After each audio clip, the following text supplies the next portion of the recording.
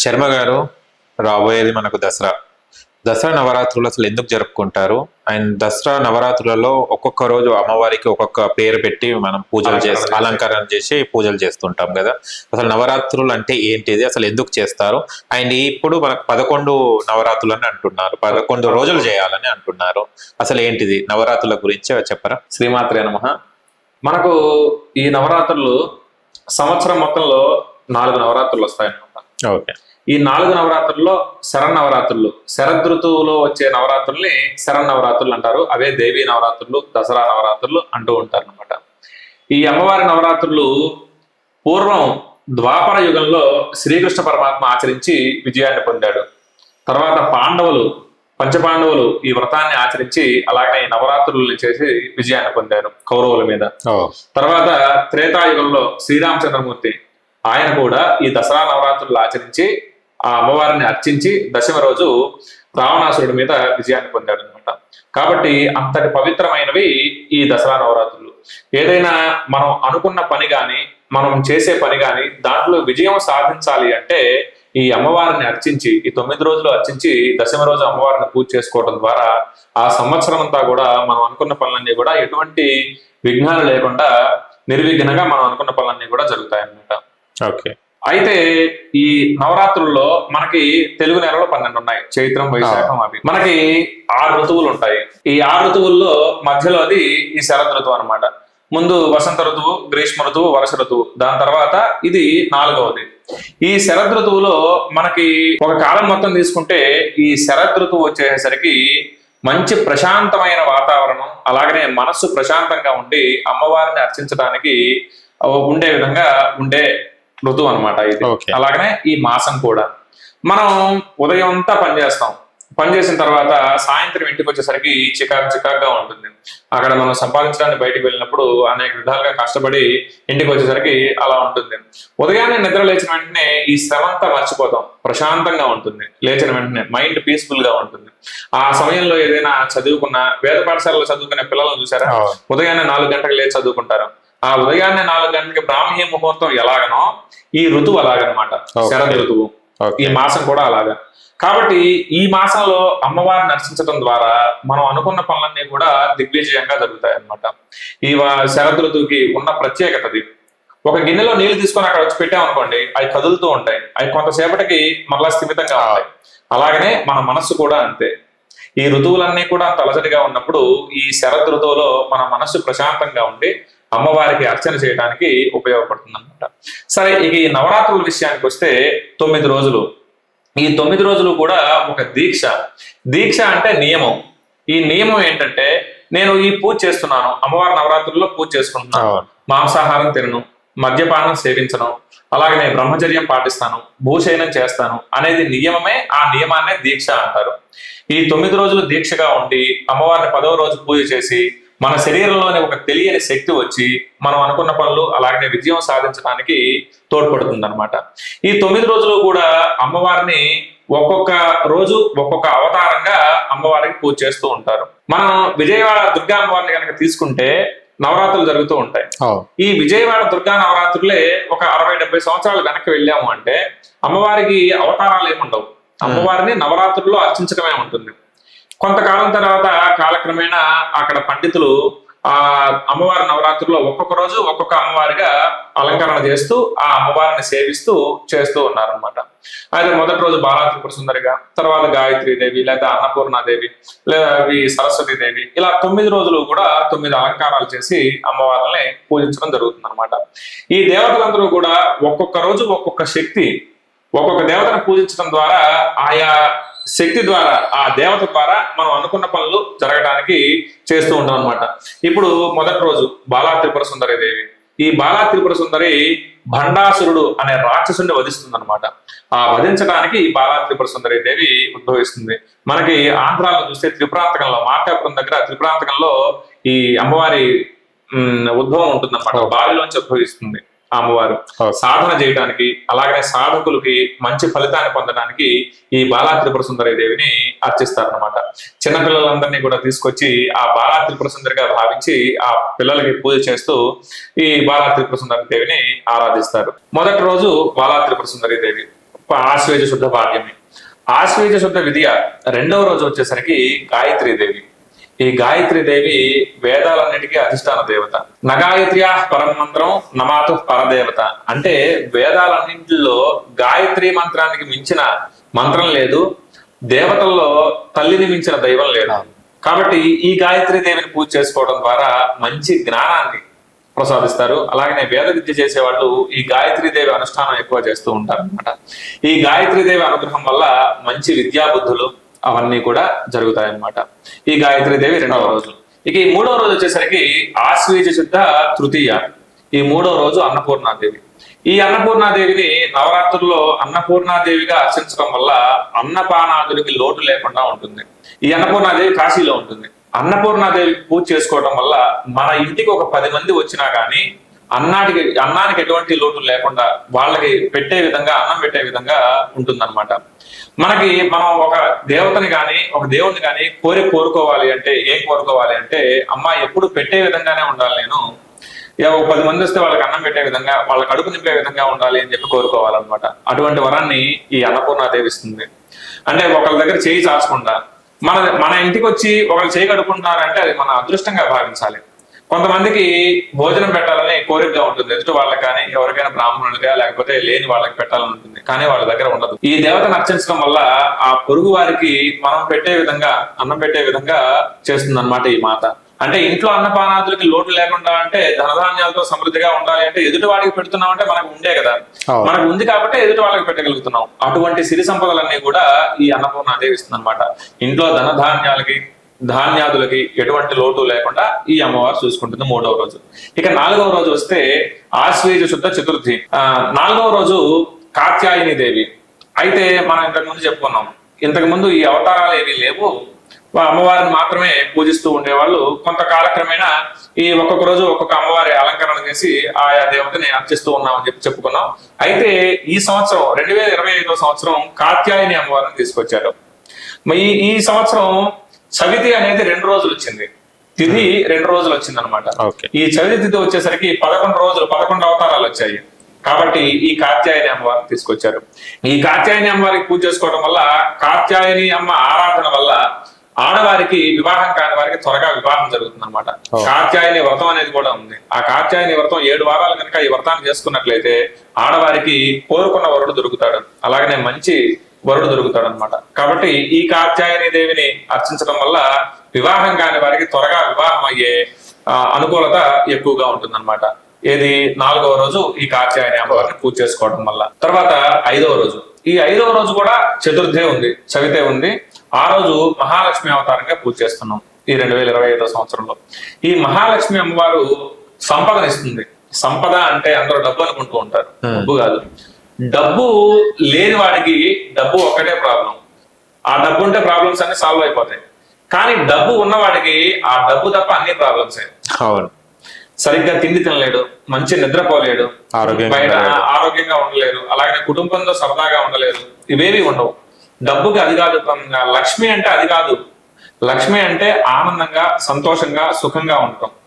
మనం బయటికి వెళ్ళి పనిచేస్తాం, మంచిగా శ్రమిస్తాం, డబ్బులు వస్తాయి, ఆ డబ్బులతోటి పిల్ల పాపలను చూసుకుంటాం, అది సంతోషం, అది ఆనందం.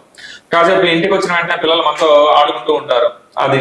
ఈ బిజినెస్ మ్యాగ్నెట్స్ చూస్తాం, కొంతమంది లక్షలు కాదు కోట్లు సంపాదిస్తూ ఉంటారు, పిల్లలతోటి ప్రేమ ఉండదు, సరిగ్గా తినలేరు, సరిగ్గా పడుకోలేరు, కుటుంబంలో ఆప్యాయతలు ఉండవు. అది కాదు లక్ష్మి అంటే. లక్ష్మి అంటే మనం ఇంట్లో సుఖంగా ఉండటం, ఆనందంగా ఉండటం, ఇవన్నీ కూడా ఈ లక్ష్మీదేవి ద్వారా వస్తాయన్నమాట. లక్ష్మీదేవి అంటే డబ్బు అనుకుంటూ ఉంటారు, డబ్బు కాదు. ఆ డబ్బు ద్వారా కొన్ని మాత్రమే చేయగలం, కొనగలం. డబ్బు ద్వారా నిద్రను కొనలేము, ఆరోగ్యాన్ని కొనలేము. ఆరోగ్యం ఉంటే మనం టాబ్లెట్లు వేసుకోగలం, అంతేగాని ఆరోగ్యాన్ని కొనలేము. అసలు అనారోగ్యమే రాకుండా ఉండేలా చేసేది లక్ష్మీదేవి. మనకి అనారోగ్యం వచ్చిన తర్వాత ఆ డబ్బుల ద్వారా ఆరోగ్యాన్ని బాగు చేసుకోవడం, అది కాదు లక్ష్మి అంటే. అసలు రాకుండా ఉండటం, అన్యోన్యత ఉండటం భార్యాభర్తల మధ్య, ఇదంతా కూడా లక్ష్మీదేవి అనుగ్రహం ద్వారా వస్తాయన్నమాట. దాన్నే ఐశ్వర్యం అంటారు. ఆ ఐశ్వర్యం ద్వారానే ఈ లక్ష్మీదేవి అనుగ్రహం కలుగుతుంది అనమాట. తర్వాత లలితా త్రిపుర సుందరి దేవి. ఈ లలితాదేవి ఈ దేవతలందరికీ కూడా హెడ్ గా ఉంటుంది అనమాట. ఏవి జరగాలన్నా కానీ ఈ లలితాదేవి ద్వారానే సృష్టి మొత్తం నడుస్తూ ఉంది. ఈ లలితాదేవికి కరాంగుళి నఖోత్పన్న నారాయణ దశాకృతి, అమ్మవారి 10 చేతి వేల గోర్లలో నుంచి దశావతారాలు వచ్చాయి. దశావతారాలు అంటే మనకు తెలిసిన విషయం. వాళ్ళు చాలా పరాక్రములు. రాముడు, కృష్ణుడు ఎంతమంది రాక్షసులను సంహరించారు, అలాగనే పరశురాముడు ఎంతమందిని సంహరించాడు, తర్వాత ఈ మత్స్యావతారం, కూర్మావతారం, ఇవన్నీ కూడా నరసింహావతారం, ఇవన్నీ అమ్మవారి చేతుల్లో నుంచి, చేతి వేళ్ల గోర్లలో నుంచి వచ్చాయి. అంటే వీళ్ళే ఇంత బలంగా ఉంటే ఇక అమ్మవారు ఎంత శక్తో ఆలోచించాలి. అటువంటి లలితా త్రిపుర సుందరిని ఆరాధించడం వల్ల మనకి రానిది లేనిది అంటే ఏది ఉండదన్నమాట. అమ్మదేవి ఉంటే అన్నీ ఉన్నట్లే అంటారు కదా, అది లలితాదేవి ద్వారా వస్తుంది అనమాట. ఈ లలితాదేవి ఉపాసన వల్ల, ఆరాధన వల్ల, ఈ లలితాదేవికి మనం లలితారాసనం పుస్తకంలో చూస్తే అమ్మవారికి కుడిపక్క ఎడం పక్క సచామర రమావాణి సవ్యదక్షిణ సేవిత అంటే లక్ష్మీదేవి, సరస్వతీదేవి, వీళ్ళిద్దరూ కూడా లలితాదేవికి విద్యావరలు ఇస్తూ ఉంటారు అనమాట. మనకి సరస్వతీదేవి కావాలి, లక్ష్మీదేవి కావాలి, వీళ్ళు కావాలంటే నేరుగా వెళ్ళి అమ్మవారిని పూజించామనుకోండి మంచి జ్ఞానం వస్తుంది సరస్వతీదేవి ద్వారా. అలాగనే లక్ష్మీదేవి ద్వారా మంచి సంపద ఉంటుంది. దాని తర్వాత ఒక పక్కన సుబ్రహ్మణ్యేశ్వర స్వామి, ఒక పక్క వినాయకుడు కూర్చొని ఉంటారు. విఘ్నాలు తొలగించేవాడు విఘ్నేశ్వరుడు. అలాగనే సుబ్రహ్మణ్యేశ్వర స్వామి పూజ చేసుకోవడం వల్ల మనకి కలిగిన సంతానం అంతా కూడా సుభిక్షంగా ఉంటుంది. సర్పదోషాలు ఇవేమైనా ఉన్నా అవన్నీ కూడా పోతాయి అనమాట ఈ సుబ్రహ్మణ్యేశ్వర ఆరాధన వల్ల. ఇవన్నీ కూడా లలితాదేవిని ఆరాధించడం వల్ల అన్ని జరుగుతాయి అనమాట. ఇది ఆ ఒక్కదేవిని ఆరాధించడం వల్ల ఈ దేవతలందరి అనుగ్రహం కూడా కలుగుతుంది. అంత మహిమ కలది ఈ లలితాదేవి. 7వ రోజు చండీ దేవత. ఈ చండీ దేవతని ఆరాధించడం వల్ల మనిషి అనుకున్న పని అవ్వనదంటూ ఏది ఉండదన్నమాట. మనం ఈ చండీ దేవతని ఒక 2-3 సంవత్సరాల క్రితం నుంచే ఈ దసరా నవరాత్రుల్లో చేర్చారు. దానికంటే ముందు చండీ దేవత ఉండేది కాదు, వేరే దేవత ఉండేది. ఆ చండీ దేవతను తీసుకొచ్చారు. ఇప్పుడు ఈ సంవత్సరం చవితి ఎక్కువగా వచ్చింది కాబట్టి కాత్యాయని దేవతను తీసుకొచ్చారు అనమాట. ఈ చండీ దేవతకి చండీ ఆరాధన చేసిన, అలాగనే చండీ దేవతకి హోమం చేసుకున్నా గానీ రాజ్యాధికారం, అలాగనే మనం ఏ బిజినెస్ అయితే చేస్తున్నామో, ఏ వ్యాపారం అయితే చేస్తున్నామో, ఏ ఉద్యోగం అయితే చేస్తున్నామో వాటన్నింటిలో అభివృద్ధి ఉంటుంది. అలాగనే మన జీవిత మనుగడంతా కూడా చండీ హోమం చేయక ముందు, చేసిన తర్వాత అంతా కూడా మారిపోతూ ఉంటుంది అనమాట మన జీవితం మొత్తం ఆ అమ్మవారి వల్ల. కలవ చండీ వినాయక, ఈ కలియుగంలో చండీ దేవతని, వినాయకుడిని పూజించడం ద్వారా త్వరగా ప్రసన్నం అవుతారు అనమాట. మిగతా దేవతలందరూ కూడా పరీక్షిస్తారు వీడికి నా మీద ఎంత భక్తి ఉంది ఏంటి అని. కానీ ఈ కలియుగంలో చండీ దేవత, వినాయకుడిని ఆరాధించడం వల్ల సత్వరంగా త్వరగా మనకి అనుగ్రహిస్తారనమాట. మనం ఈ ధర్మబద్ధమైన ఏ కోరిక అయితే కోరుకుంటామో ఆ కోరికలన్నీ కూడా ఈ చండీ దేవత ఉపాసన వల్ల నెరవేరుతాయి అన్నమాట. తర్వాత ఆశ్వేజ శుద్ధ సప్తమి 8వ రోజు సరస్వతీ దేవి అలంకరణ. ఈ సరస్వతీ దేవిని పూజించడం ద్వారా మంచి జ్ఞానం వస్తుంది అనమాట. జ్ఞానం అనేది అనంతం. మనం పుట్టినప్పటి నుంచి పోయేంత వరకు కూడా ఏదో ఒక విషయం గురించి తెలుసుకుంటూ ఉండాలి. అటువంటి జ్ఞానాన్ని సరస్వతీ దేవి ఇస్తుంది అనమాట. ఈ సరస్వతి ద్వారానే ఈ ధనం గాని, లేకపోతే ధాన్యాలు గాని, ఈ లోకంలో ఎలా బతకాలి అనేది ఆ అమ్మ అనుగ్రహం ద్వారానే బతకగలుగుతాం అనమాట. అలాగనే ఈ అమ్మవారి అవతారం రోజు అక్షరాభ్యాసాలు చేయటం, అలాగనే పిల్లలకి అప్పుడే చదువు ప్రారంభించడం, ఇవన్నీ కూడా చేస్తూ ఉంటారు అనమాట. చదువు అనేది పిల్లలకనే కాదు, మనకైనా గానీ, మనకంటే పెద్దవారికైనా కానీ జ్ఞానాన్ని, చదువుని, విద్యని ఇవన్నీ కూడా ఈ సరస్వతీ దేవి ద్వారా వస్తాయన్నమాట. ఈ సరస్వతీ దేవి ద్వారానే మనం మన వృత్తిలో రాణించగలుగుతాం అనమాట. మనకు ఒక గౌరవ మర్యాదలు నిలుస్తున్నాయంటే మనకి మన గురువులు పెట్టిన భిక్ష, ఆ భిక్ష ద్వారానే మనం ఇక్కడ ఇలా పనిచేసుకోగలుగుతున్నాం. మన వృత్తి ఏదైతే ఉంటుందో, ఉద్యోగం, వ్యవసాయం, వ్యాపారం, ఇవన్నీ కూడా ఆ గురువు ద్వారా, సరస్వతీ దేవి అనుగ్రహం ద్వారా ఇదంతా పొంది దీని ద్వారా మన జీవితం అని కూడా ఉంటుందన్నమాట. ఇది సరస్వతి అవతారం.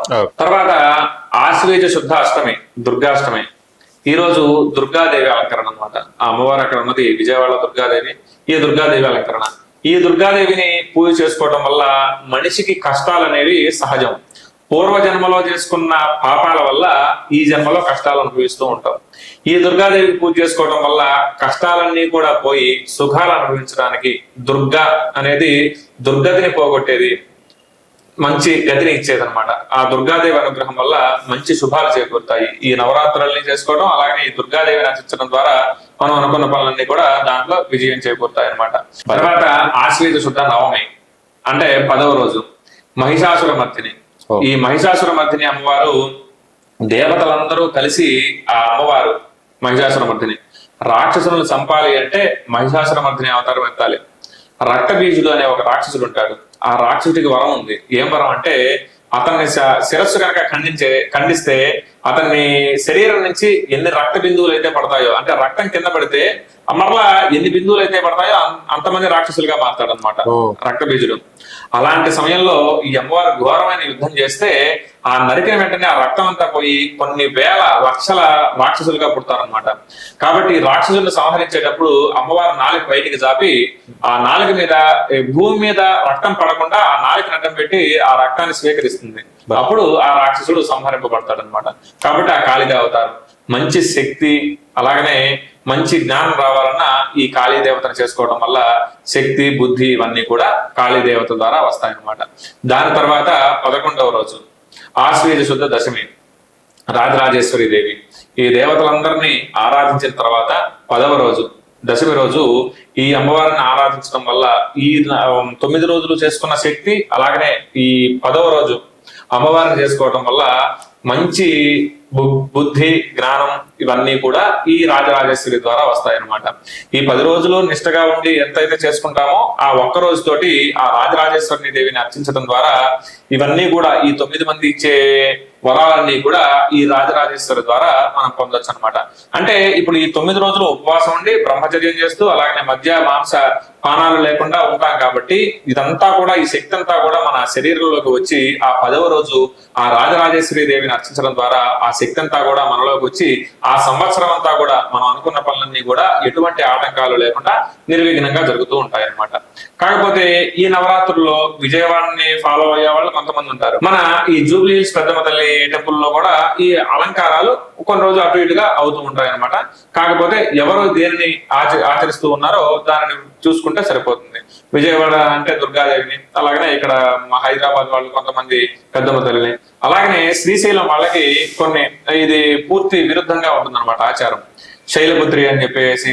తర్వాత ఈ శ్రీశైలం కనుక చూసుకుంటే శ్రీశైలం అమ్మవార్లు వాళ్ళు వేరే ఉంటారు అనమాట. ఓకే, చాలా చక్కగా చెప్పారు. నవరాత్రులు ఎలా జరుపుకోవాలి అండ్ ఏంటిది విశిష్టత, ఒక్కొక్క రోజు ఏం చేయాలి, అమ్మవారికి ఎలా అలంకరించాలని చెప్పడం జరిగింది. చాలా బాగా తెలుసుకున్నాను. అలానే మనమే కాదు దేవతలు కూడా అర్చించారు. ఇప్పుడు రాముడు గురించి తెలుసుకున్నాం. ద్వాపర యుగంలో శ్రీరామచంద్రుడు ఆయన ఈ 9 రోజులు అమ్మవారిని సేవించి 10వ రోజు విజయదశమి రోజు ఆ రావణాసురుని సంహరించి విజయాన్ని చేకూరాడు.